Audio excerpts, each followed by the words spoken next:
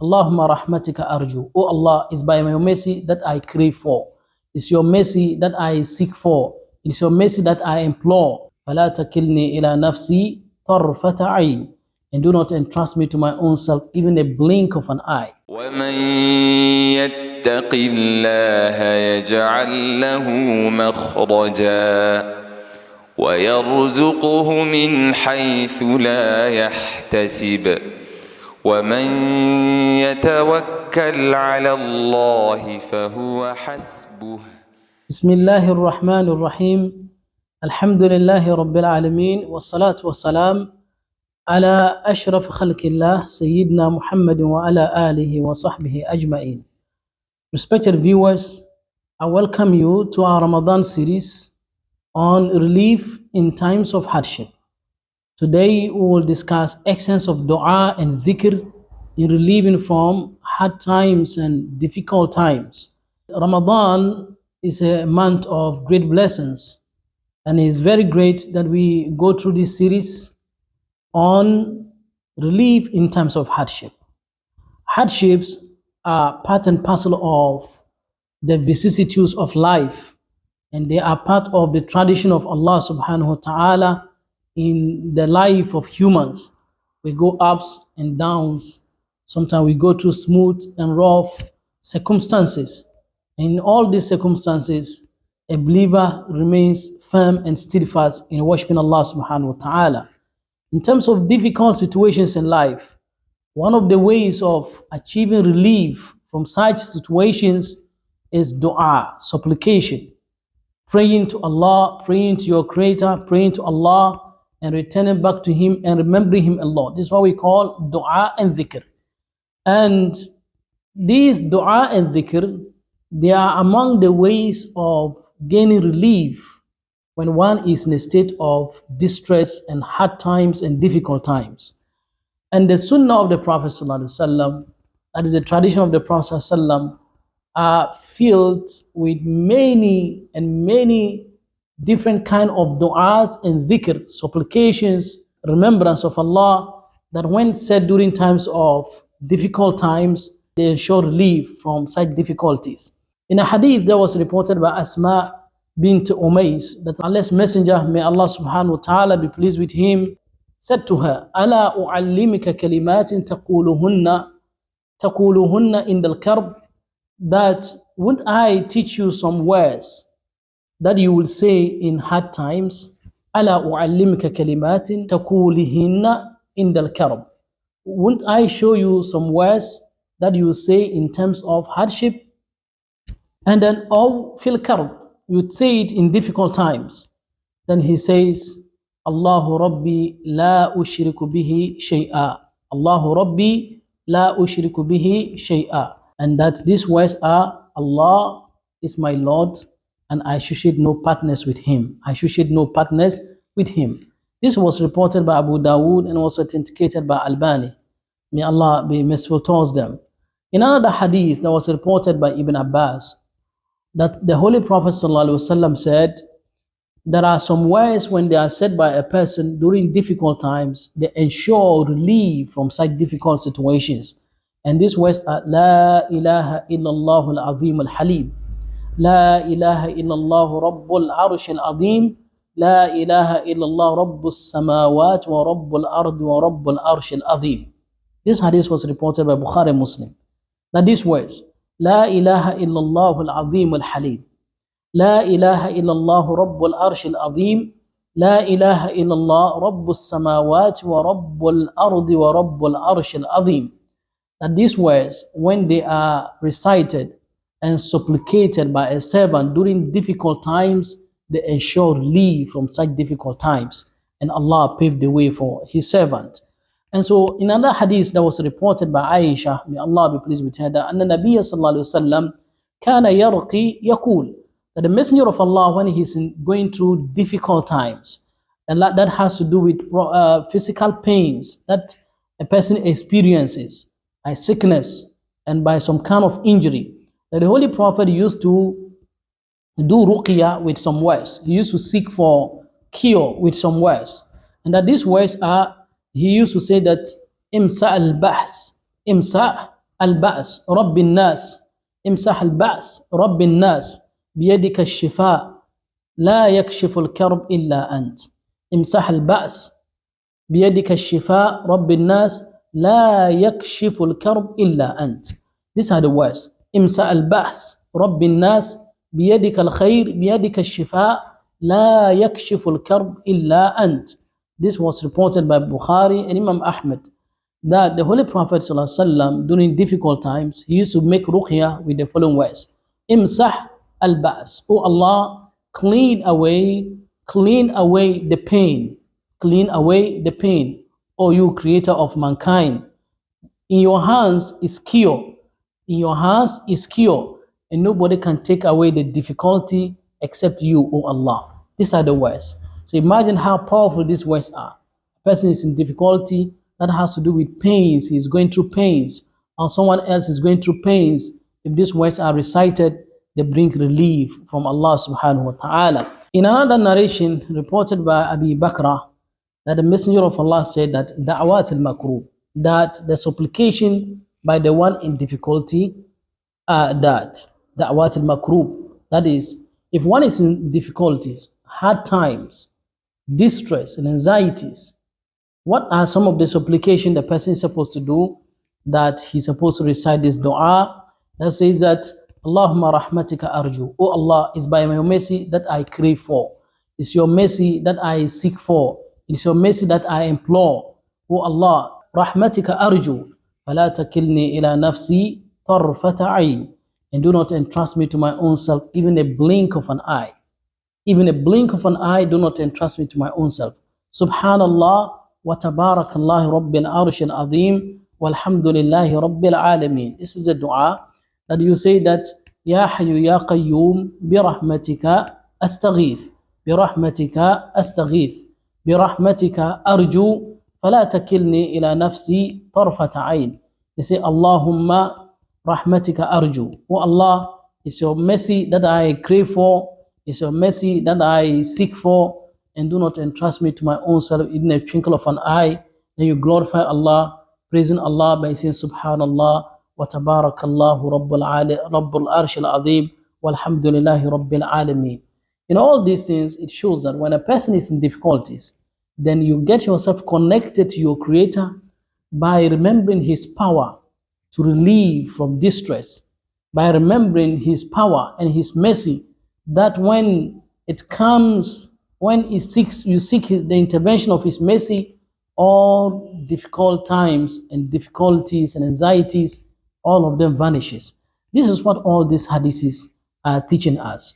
In one other narration, the Holy Prophet ﷺ one day was to tell his companions a story, that he was telling them that da'watun ma da'a biha mu'minun wala muslim illa farrajallahu anhu.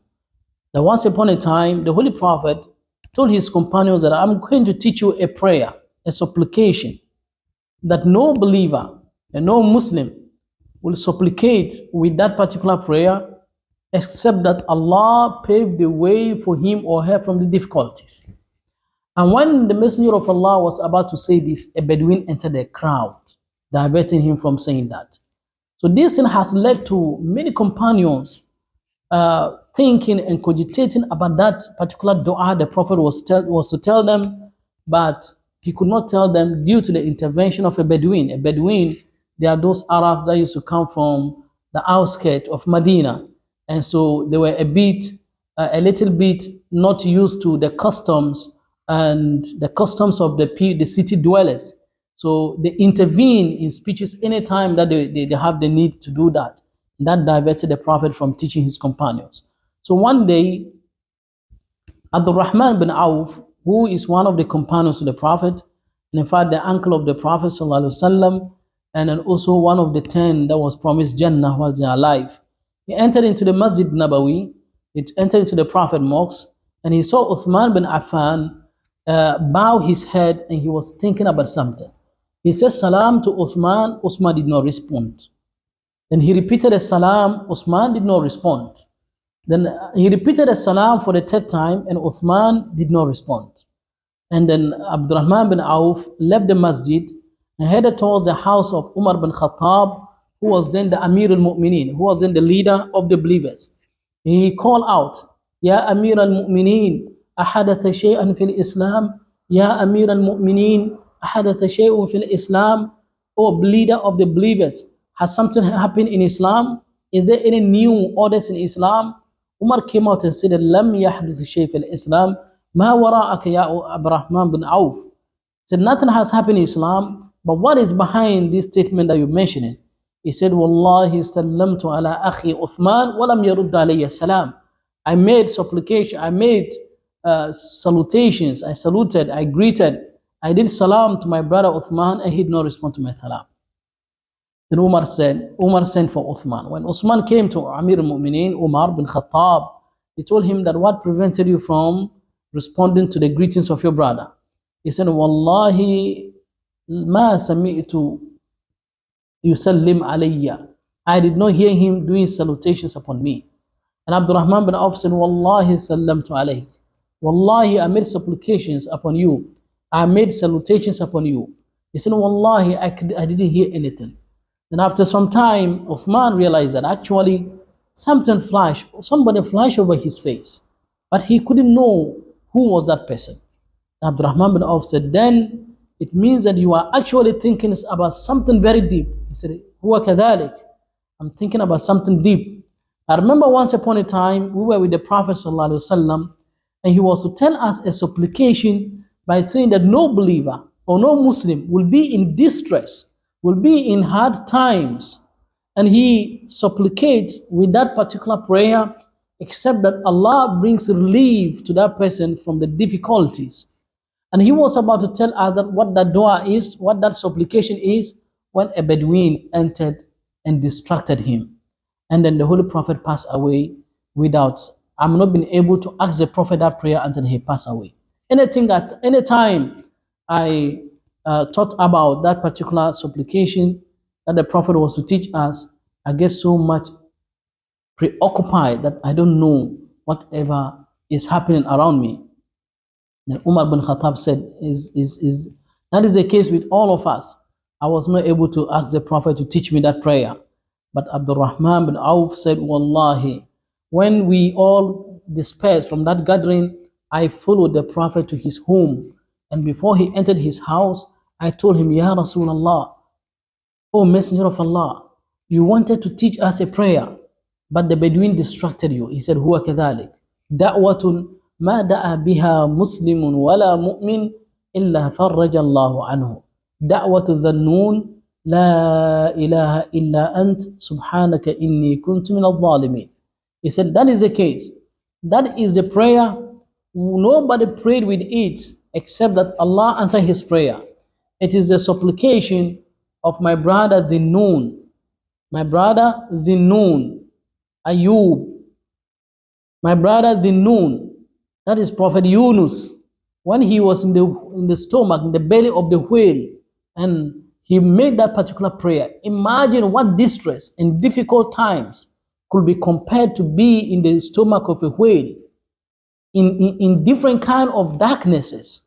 Then Ayub, that is Yunus alayhi salam, made that particular prayer, and Allah paved the way for him. Now let's listen to this, the meanings of this prayer. It's first of all a recognition of the oneness of Allah. La ilaha illa ant. Recognition that there's none worthy of worship except you. None worthy of returning to except you. None is worthy of seeking relief except you. None in this world, in the heavens and the earth, can support and help me from this distress except you. Then he identified his own weakness. After recognizing the oneness of Allah, glorifying Allah, La ilaha illa ant subhanak. None is worthy of worship except you. Subhanak, glory be to you. Inni kuntu min al-zalimin. Then he identified his own weakness, his own state of distress, his own helpless state, and said, I was indeed among those who are the oppressors. I have indeed wronged myself. I have wronged my soul. And so when he made this particular dua, Allah subhanahu wa ta'ala made the whale to vomit him on the bank of the river. And Allah made a tree to grow on top of him, providing him shade, and from the fruit of the tree he could feed on. And he was cured. And he went back to his family and went back to his mission as a prophet. That is Prophet Yunus, alayhi salam, peace be upon him. And that shows us how powerful prayer is in relieving from distress. And it's very great that we learn some of this dua so that we can call upon Allah with them when we are in a state of distress and when we are in the state of difficulties and hard times. And it's one of the surest way of gaining relief from from distress and difficulties. I pray to Allah to guide and strengthen us. And we thank you for the time that you spend with us. And once again, I'm Yahya Tuntunba. Till we see you next time. Wassalamu alaikum wa rahmatullahi wa barakatuh. يتق الله يجعل له مخرجا ويرزقه من حيث لا يحتسب ومن يتوكل على الله فهو حسبه إن الله بالغ أمره قد جعل